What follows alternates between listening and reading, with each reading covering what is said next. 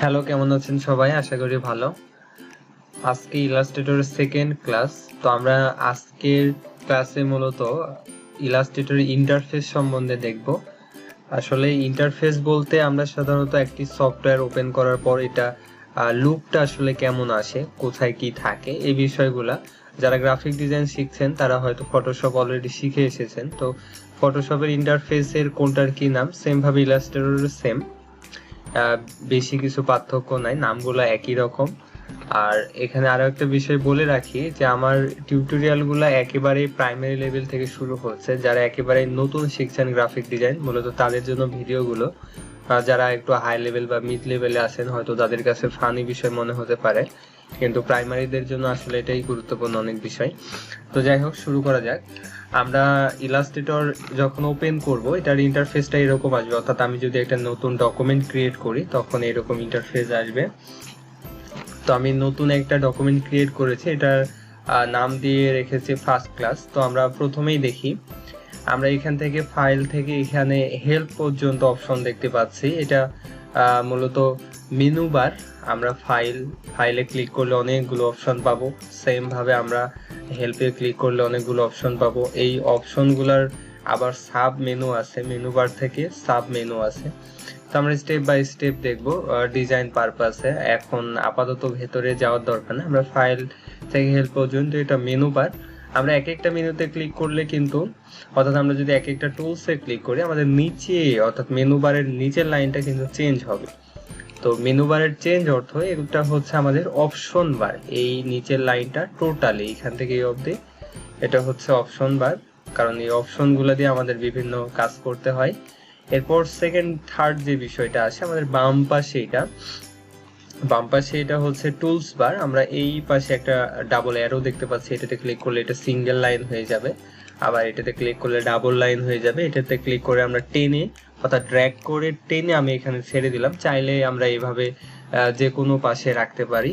অনেক সময় দেখা যায় যে এরকম হয়ে সিঙ্গেল লাইন হয়ে গেল, আপনারা যারা প্রথমে শিখছেন তখন তাদের মনে হতে পারে আদৌ কি হইলো বা প্রবলেম কি না। আসলে প্রবলেম না, এই এক্সপান্ড অপশনে ক্লিক করলে এটা কিন্তু আবার ডাবল লাইন হয়ে যাবে, আবার এটা এই পাশে চলে আসতে পারে। তো তখন কিছুই না, জাস্ট এটা ক্লিক করে ধরে টেনে এই পাশে ছেড়ে দিতে হবে, তাহলে এটা আবার এই পাশে জয়েন্ট হয়ে যাবে। তো এটা হচ্ছে টুলস বার। টুলস বারে অসংখ্য টুলস আছে, টুলস গুলাতে ক্লিক করলে আমাদের অপশন বারে চেঞ্জ হবে।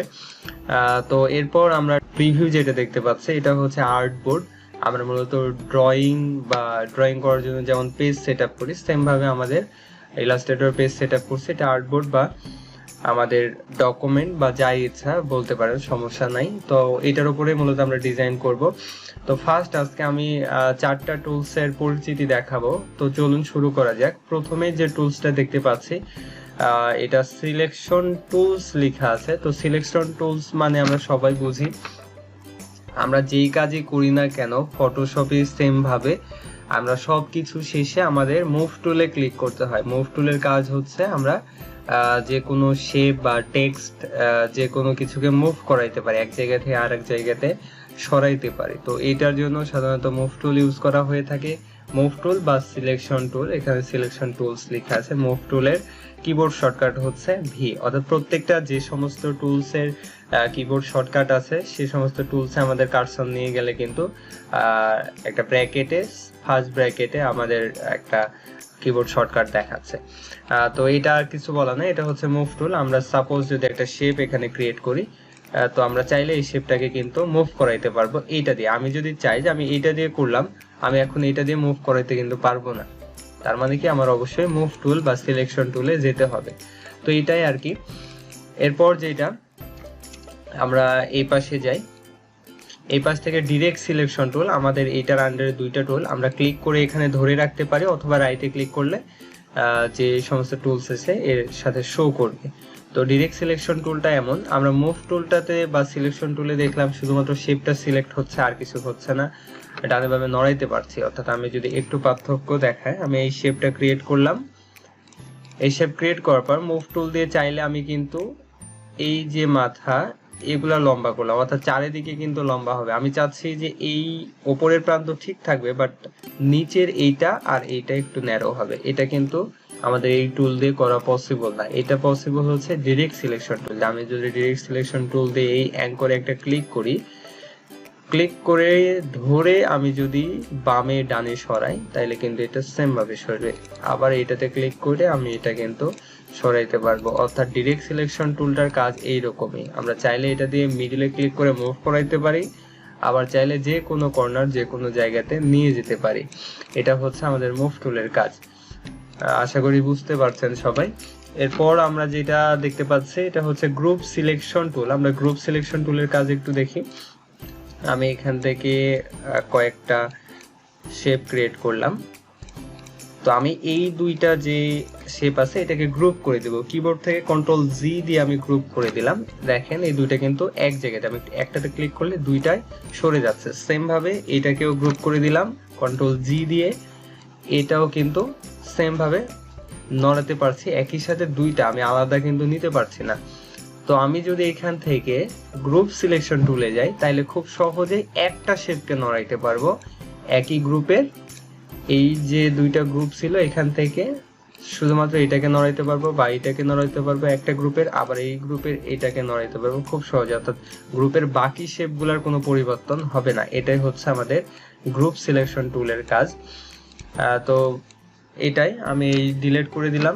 এরপর সেকেন্ড থার্ড যে টুলটা এটার নাম হচ্ছে ম্যাজিক ওয়ান টুল। এটার কিবোর্ড শর্টকাট হচ্ছে ওয়াই। আমরা একটু দেখি, আমি এখান থেকে কয়েকটা শেপ ক্রিয়েট করে দিব। আমি একটু কালার চেঞ্জ করব।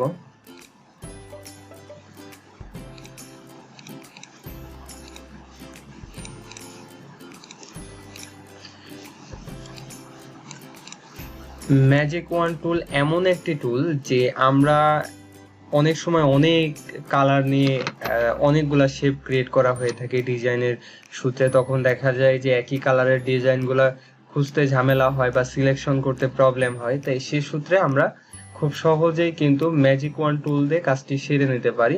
অর্থাৎ একই কালারের একটা শেপে যদি আপনি ক্লিক করেন ওই কালারের যত শেপ আছে সবগুলা কিন্তু সিলেকশন হয়ে যাবে খুব দ্রুত। দেখেন আমি ক্লিক করছি, এই দুইটা কিন্তু সিলেকশন হয়ে গেছে। আমি ব্ল্যাকে ক্লিক করলাম, ব্ল্যাক দুইটা সিলেকশন হয়ে গেছে। সেম ভাবে আমি পার্পলে ক্লিক করলাম, এই দুইটা কিন্তু সিলেকশন হয়ে গেল। আমি এটাতে ক্লিক করলাম, এটা একটা শেপ তাই একটাই হয়ে গেল। তো খুব সহজে আমি চাইলে আমি যদি একটু দেখি চারটা সবগুলা সিলেকশন করে আমি ব্ল্যাক করে দিলাম। এখন যদি আমি এটাতে ম্যাজিক ওয়ান টুলে ক্লিক করি দেখেন সবগুলা 7টা শেপই কিন্তু খুব সহজে সিলেকশন হয়ে গেছে। তো ম্যাজিক ওয়ান টুলের কাজটি মূলত এরকমই। একটু আপনাদের বলে রাখি, আমি যে আমাদের এই ট্যাবটা এই ডকুমেন্টটা দেখেন এইখানে চলে আসছে। অনেক সময় এরকম আসতে পারে আমাদের ক্লিক পড়ে হঠাৎ কোনো সাডেনলি অ্যাক্সিডেন্ট হতে পারে এটা। তো এটা ভয়ের কিছু না। আমরা যেমন টুলসটাকে টেনে এই পাশ থেকে এই পাশে নিয়ে গেলাম, সেম ওয়েতে আমরা এই উইন্ডোটাকে টেনে জাস্ট এই বরাবর অর্থাৎ অপশন বার বরাবর ক্লিক করে ছেড়ে দিব, তাহলে খুব সহজেই কিন্তু এটা আগের মতো হয়ে যাবে। হ্যাঁ, তো আমি এগুলা ডিলিট করে দিলাম সবগুলা। এরপর 4 নাম্বার টুলটা দেখি, ল্যাসো টুল। ল্যাসো টুলটার কাজ আমরা ফটোশপে দেখেছি যে ল্যাসো টুলের কাজ হচ্ছে সিলেকশন করা, এখানে অনেকটা তাই। আমরা ল্যাসো টুল দিয়ে এটাতে ক্লিক করলে এটা সিলেকশন হবে, আবার এটাতে ক্লিক করলে এটা সিলেকশন। অর্থাৎ সিলেকশনের জন্য মূলত ল্যাসো টুলটা ইউজ করা হয়ে থাকে এই আর কি। তো আমি চারটি করে মূলত টুলসের ব্যবহার দেখাবো। আজকের ভিডিও এই পর্যন্তই। আশা করি ভিডিওটি অনেক ভালো লেগেছে। আর যদি ভিডিওটি ভালো লেগে থাকে অবশ্যই আমার চ্যানেল সাবস্ক্রাইব করে পাশে থাকবেন। আর পরবর্তী ক্লাসের জন্য অবশ্যই চ্যানেলটিতে চোখ রাখবেন। ধন্যবাদ।